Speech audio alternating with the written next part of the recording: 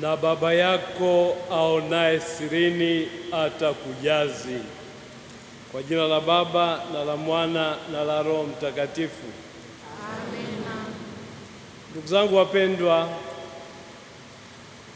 leo tunaanza rasmi kipindi kizito cha Kwaresima,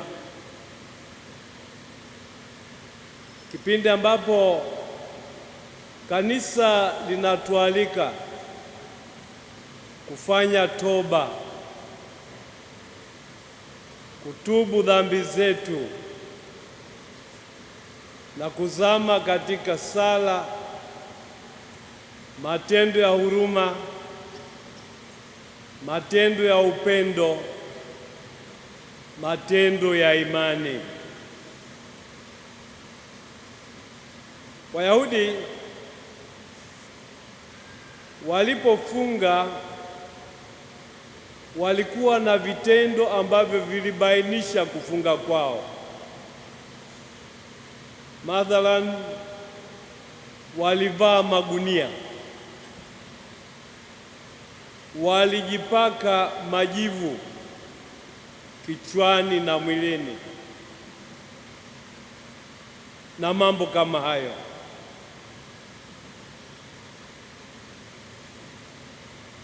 Hayo yote tunaaswa kama tukiyafanya tuwe makini. Katika somo la kwanza, Nabii Yoeli ametuasa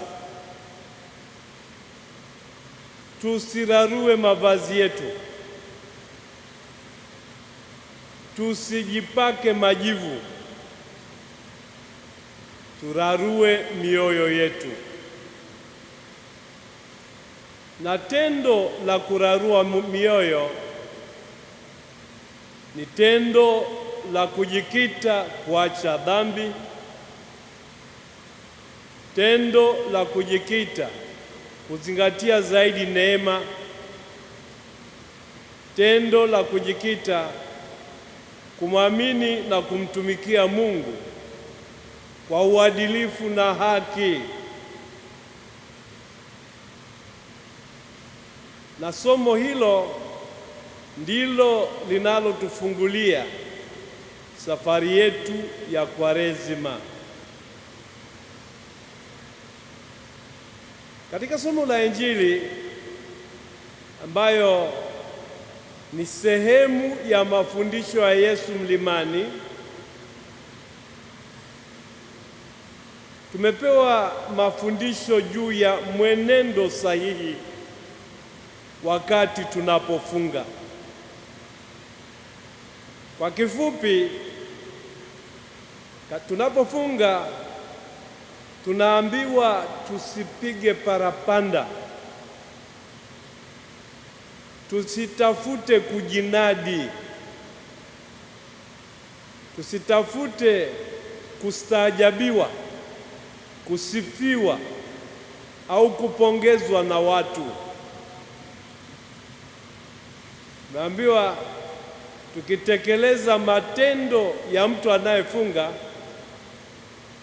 tuyafanye kutoka katika undani wa mioyo yetu, kusudi Mungu tu atambue mfungo wetu na Mungu atujalie baraka zake.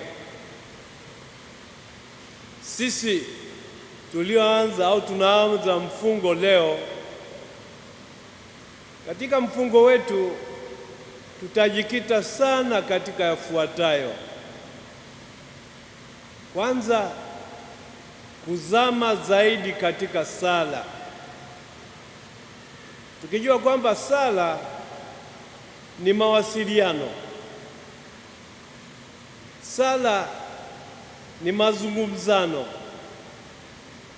sala ni mkabala kati ya mwanadamu na Mungu wake. Ila tunaposali tutambue kwamba sala yetu inamwelekea Mungu na sio igizo kwa ajili ya wanadamu. Jambo la pili, kutoa sadaka. Tunatoa sadaka tukitambua kwamba katika kufunga kwetu kuna vitu tunajinyima.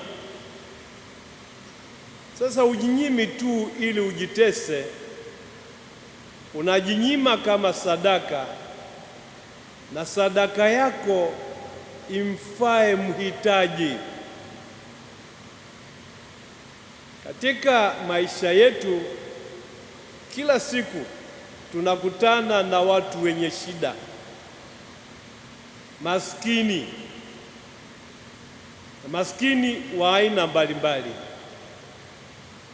Wako maskini wa kiroho, wako maskini wa kiakili, wako maskini wa kisaikolojia, wako maskini wa vitu vinavyohitajika kwa maisha ya mwanadamu. Hao tuwasaidie, tuwatambue, tuwastahi.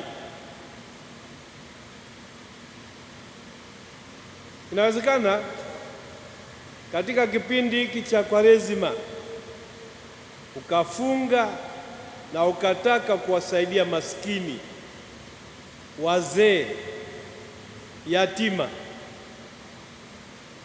Naomba niwaase mwepuke kishawishi au desturi ya kualika vyombo vya habari vione jinsi mnavyowasaidia wazee, jinsi mnavyowasaidia yatima, jinsi mnavyowasaidia wajane, na kurusha ulimwengu utambue. Hilo ni kero kwa Mungu.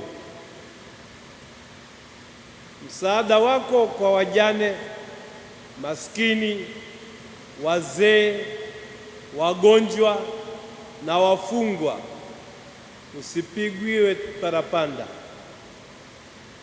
usinadiwe kwa watu. Tenda wema wako uende zako, na Mungu aonaye kile ulichofanya atakujaza baraka zake. Pia katika kipindi hiki cha Kwaresima tunaalikwa kufanya toba. Tunapofanya toba pia tusijinadi. Tumwombe Mungu kwa unyofu na unyenyekevu atuhurumie dhambi zetu na kutujalia mwanzo mpya. Ndugu zangu, katika somo la pili Paulo mtume amesema hivi: ndugu zangu, na waasa mututambue kama mabalozi wa Mungu,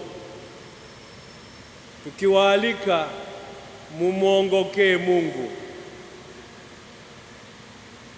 Kila mmoja wetu anaalikwa kuwa balozi wa Mungu, mjumbe wa Mungu kwa mwanadamu mwenzako,